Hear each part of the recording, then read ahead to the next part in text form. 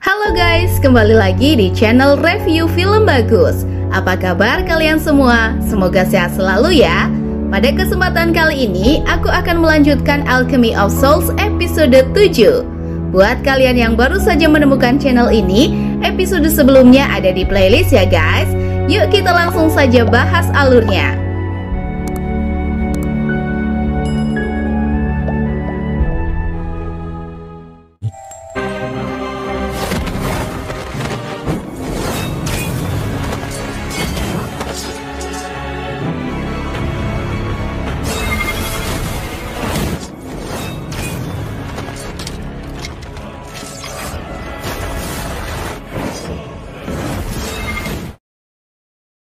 Di episode sebelumnya, terlihat Seoyul yang sekarat karena cacing darah terus menggerogoti energinya. Beruntung Jang-uk datang di waktu yang tepat dan dia menghabisi semua penyihir Cheon Buk-wan. Sebelumnya, Jang-uk menanyakan tentang cacing darah ke salah satu penyihir. Dia menjelaskan bahwa cacing itu seharusnya ada di tubuh Soi. Dia tidak mengetahui kenapa bisa ada di tubuh Seoyul. Dia juga mengatakan Jinmu lah yang memasukkan cacing tersebut. Seoyul pun segera dibawa ke Sojukwan dan Park Dang-gu mengurus jasad Soi. Berita tentang Seoyul menyebar dengan cepat. Cheon Buk-wan dan kerajaan khawatir jika peperangan akan terjadi. Merasa takut jika Jang-uk mengamuk karena Seoyul tidak bisa diselamatkan. Park Jin berbagi tugas di sini. Park Dang-gu ditugaskan untuk menjaga keamanan Songrim, Tuan Heo untuk merawat Seoyul, sedangkan dia sendiri akan pergi ke Cheon Buk-wan untuk mendukung Jang-uk. Sementara itu, Jinmu panik dengan kondisi ini. Dia takut berhadapan dengan Jang-uk. Dia juga bingung kenapa Cheon Buk-wan bisa menyerang Seoyul dan memancing amarah Jang-uk.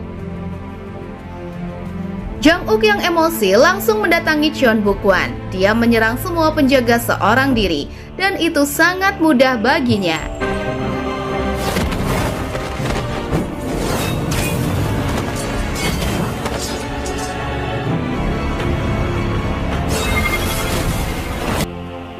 Pangeran pun datang. Dia mencoba meredakan emosi Jang-uk. Dia tahu bahwa selama ini Jang-uk menahan diri untuk meluapkan semua amarahnya dengan pedang itu.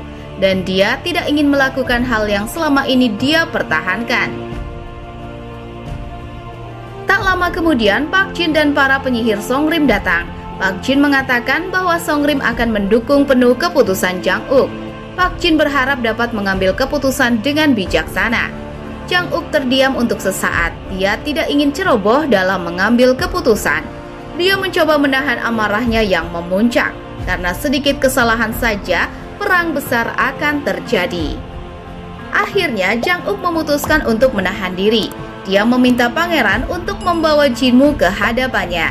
Dan dia akan menunggu di lapangan sampai Jinmu keluar. Pangeran lalu menemui Jinmu. Dia mengatakan bahwa Jinmu harus bertanggung jawab atas cacing darah yang ada di tubuh Seoyul. Jika tidak, Jang-uk akan terus mengejarnya. Jinmu pun ketar-ketir mendengarnya.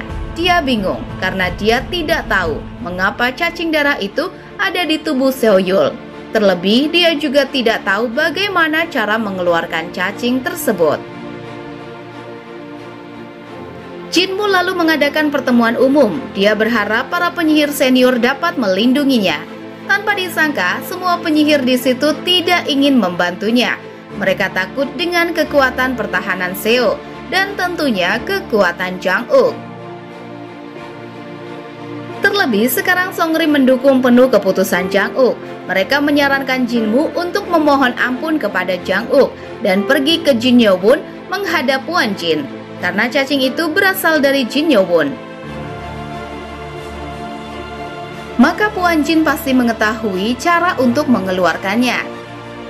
Tanpa berlama-lama, mereka pun pergi ke Jin Yobun. Jinmu bersujud memohon ampun kepada Puan Jin, berharap dia bisa membantunya.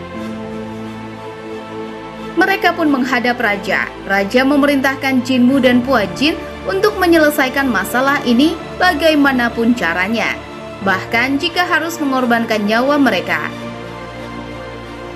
Ternyata raja juga sangat takut dengan Jang-uk. Akhirnya, Jinmu dan Puan Jin menemui Jang Uk. Jinmu langsung meminta maaf kepada Jang Uk, tapi Jang Uk mengatakan bahwa seharusnya dia meminta maaf kepada Seo Yul. Jang Uk lalu berkata kepada Puan Jin, jika sebelumnya dia memberitahu saat memintanya baik-baik, maka hal ini tidak akan terjadi. Rupanya Jang Uk sudah meminta bantuan kepada Puan Jin sebelumnya, tapi dia enggan membantu Seo Yul. Dia tidak peduli sama sekali dengan hidupnya. Di sini, Jinmu sadar bahwa dia hanya dimanfaatkan oleh Jang Uk untuk menyeret Puan Jin. Dia merasa lega karena sebenarnya Jang Uk tidak mengincarnya, tapi dia juga kesal karena sudah dipermalukan olehnya. Akhirnya, Puan Jin bersedia membantunya dan meminta Jang Uk untuk mendatangi Jin Yo Won. Di sisi lain, Bo Yun sedang bersama dengan Seo Yul. Dia menyesal menyembunyikan penyakit yang telah dideritanya. Bo Yun lalu menyentuh perut Seo Yul dan lagi-lagi ingatannya muncul. 세순만 허락한다면 단양국에서의 기억들이 다 좋아. Yun Ok pun datang. Dia mengusir Bo Yun begitu saja. Tak mau ada pertengkaran, Bo Yun lalu pergi meninggalkan mereka. Bo Yun lalu membantu pelayan Yun Ok yang sedang mencari obat yang selalu dikonsumsi oleh Seo Yul. Di situ, Bo Yun melihat surat yang disegel oleh energi Seo Yul. Tapi lagi-lagi, Yun Ok datang dan mengusir Bo Yun. Scene berpindah ke Jin Yo Won. Puan Jin mengatakan akan membantu Jang Uk jika dia bersedia mengembalikan Bo Yun. Ini adalah pilihan yang sulit bagi Jang Uk. Di saat cintanya mulai bersemi, dia harus rela melepas Bo Yun demi Seo Yul. Tapi Jang Uk tidak egois. Seo Yul harus diselamatkan, maka dia juga harus siap kehilangan Bo Yun. Puan Jin lalu mengatakan jika cacing darah dapat disingkirkan dengan wajo, burung terkuat milik Jin Yo Won. Karena bagaimanapun cacing adalah serangga dan burung adalah predator yang tepat untuk serangga. Tapi masalahnya, wajo tidak dapat dikeluarkan begitu saja dan kondisi Seo Yul pun tidak memungkinkan untuk dibawa ke Jin Yo Won. Tuan Heo lalu menggunakan bola energi Seo Yul pada lentera kehidupannya untuk menyerap energi Seo Yul yang tersisa yang berisikan cacing darah. Bola itu lalu dimasukkan ke mulut Bo Yun karena Bo Yun mempunyai esensi darah keluarga Jin. Dengan begitu, cacing darah tidak akan berdampak kepadanya. Pak Danggu dan Cho Yun membawa emas yang telah dikumpulkan oleh Jang Uk ke Jin Yo Won dengan tujuan untuk memperlebar tabir penghalang wajo. Karena jika tabir itu rusak, maka dunia akan dilanda kekeringan. Mereka pun tiba di Jin Yo Won. Jang Uk lalu mengeluarkan energi emas tersebut agar tabir penghalang wajo melebar. Dengan begitu, bola energi Seo Yul yang terkontaminasi cacing darah dapat menerima energi dari wajo. Dengan harapan cacing itu akan musnah karena energi wajo. Benar saja, cacing darah langsung bereaksi ketika tabir dilebarkan. Cacing itu lalu memasuki tubuh Bo Yun dan meninggalkan bola energi Seo Yul. Pangeran lalu menyayat tangan Bo Yun untuk mengeluarkan cacing itu dan langsung memusnahkannya. Waktu tidak banyak, jam pasir menunjukkan waktu Seo Yul untuk bertahan tinggal sedikit lagi. Beruntung Bo Yun datang tepat waktu dan dia mengembalikan bola energi Seo Yul secara langsung tanpa perantara. Dan Seo Yul pun berhasil diselamatkan. Jang Uk lalu menceritakan semuanya kepada Bo Yun. Dia berjanji akan mengembalikannya jika Puan Jin membantu menyelamatkan Seo Yul. Dan sekarang saatnya Bo Yun kembali ke Jin Yo Won. Tapi Bo Yun menolak, dia ingin selalu ada di sampingnya. Jang Uk lalu mengatakan bahwa kehadirannya sudah tidak dibutuhkan lagi. Mendengar hal itu, Bo Yun merasa kesal dan dia pergi dengan kecewa. Scene berpindah kepada Jinmu. Dia berterima kasih kepada pangeran karena sudah menyelamatkannya. Jinmu lalu memperlihatkan dokumen Jang Uk yang lahir dengan bintang kerajaan. Dia mengatakan bahwa Jang Uk adalah putra raja sebelumnya yang tertukar dengan jiwa ayahnya. dan raja sebelumnya memberikan plakat emas beserta surat yang dapat menggeser posisi raja kapanpun. Mendengar hal itu, pangeran pun gelisah. Dia takut tahtanya direbut oleh Jang Uk, dan Jinmu meminta pangeran untuk mendukungnya menjadikan Jang Uk sebagai jenderal yang ditugaskan di kota pertahanan bagian utara. Scene berpindah kepada Seoyul.